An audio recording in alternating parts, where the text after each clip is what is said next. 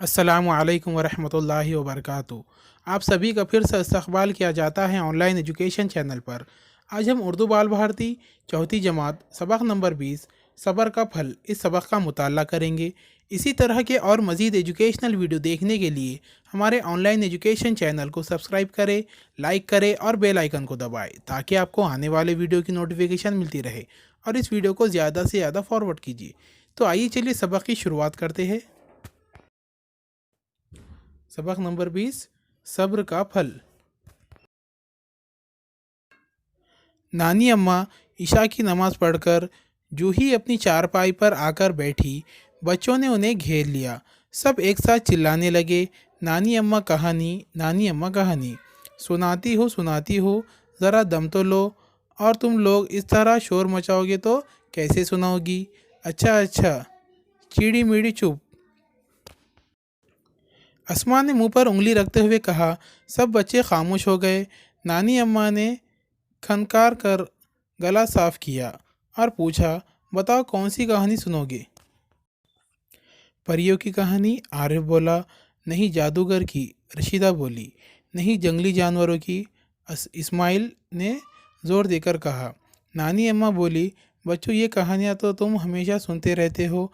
आज मैं तुम्हें एक ऐसे पैगंबर की सच्ची कहानी सुनाती हूँ जो बहुत सब्र वाले थे।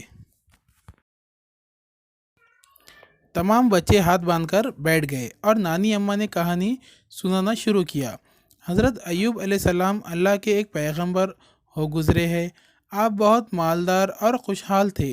आपकी कई औलादें थी। दुनिया की सारी नेमतें आपको हासिल थी, मगर आप खुदा की याद से कभी गाफिल नहीं रहते। आप खूब दिल लगाकर खुदा की इबादत करते थे। हज़रत अय्यूब अलैहिस्सलाम की ख़ास खूबी ये थी कि वो अच्छे दिनों में खुदा का शुक्र अदा करते और मुश्किल वक्त में सब्र से काम लेते, कभी किसी बात की शिकायत ना करते।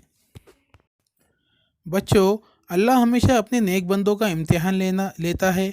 हज़रत अय्यूब अलैहिस्सलाम भी अल्लाह के नेक बंदे थे। एक मर्तबा अल्लाह ने आपको बड़े सख्त इम्तिहान में डाल दिया। अचानक मुसीबत की ऐसी आंधी चली कि आपके हरे भरे खेत उजड़ गए, खलियान अनाज से खाली हो गए, सारे मवेशी मर गए, बच्चे बीमार पड़ गए। बीमार भी ऐसे कि एक एक करके सब गुजर गए। माल व दौलत ख़त्म हो गई। कुछ दिनों बाद आप भी सख्त बीमार हो गए। आपको कोढ़ का मर्ज लाहक हो गया, बदन में कीड़े पड़ गए। हज़रत अय्यूब अलैहिस्सलाम की ये हालत देखकर दुनिया वालों ने आपसे मुंह मोड़ लिया। रिश्तेदारों ने भी नाता तोड़ लिया। अगर कोई आपके साथ था तो वो आपकी नेक और पाकीज़ा बीवी थी। वो रात दिन आपकी खिदमत और देखभाल में लगी रहती, ढारस बंधा थी, यानी तसल्ली देती, मेहनत मजदूरी करके अपने दुखियारे शोहर के लिए खाने पीने का बंदोबस्त करती। हज़रत अय्यूब अलैहिस्सलाम ने मुसीबत और परेशानी के इन हालात में भी खुदा की इबादत तर्क न की। आपकी हर वक्त आपकी ज़बान पर खुदा का ज़िक्र होता। आपको इस बात का यकीन था कि हर तकलीफ़ के बाद राहत मिलती है। खुदा मुझे सब्र का फल ज़रूर देगा। आखिर खुदा को हज़रत अय्यूब अलैहिस्सलाम के हाल पर रहम आ ही गया। आपकी आजमाइश के दिन ख़त्म हो गए। एक दिन खुदा के हुक्म से ज़मीन से पानी का चश्मा उबलने लगा। खुदा ने आपके दिल में ये बात डाली कि इस चश्मे का पानी पियो और इसे गुस्ल करो। आप रोज़ाना ये पानी पीते और गुस्ल फरमाते। खुदा की कुदरत से रफ्ता रफ्ता आपका मर्ज दूर होता गया। एक दिन आप पूरी तरह सेहत याब हो गए। आपके खेत भी हरे भरे हो गए, बागों में बहार आ गई, दौलत वापस मिल गई, गम के बादल छट गए, ज़िंदगी में खुशियाँ लौट आई।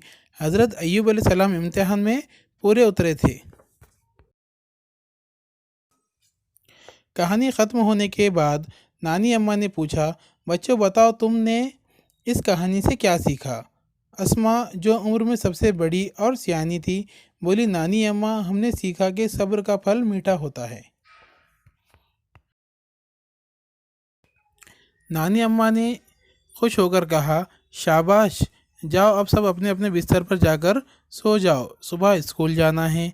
بچوں نے نانی اماں کو سلام کیا اور سونے کے لیے چلے گئے۔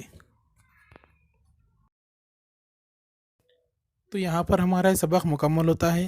ویڈیو اچھا لگے تو اسے لائک اور شیئر ضرور کریں، اور ہمارے چینل کو سبسکرائب کرنا نہ بھولیں اور بیل آئیکن کو دبائیں تاکہ آپ کو آنے والی ویڈیو کی نوٹیفیکیشن ملتی رہے، اور اس ویڈیو کو زیادہ سے زیادہ فارورڈ کیجیے۔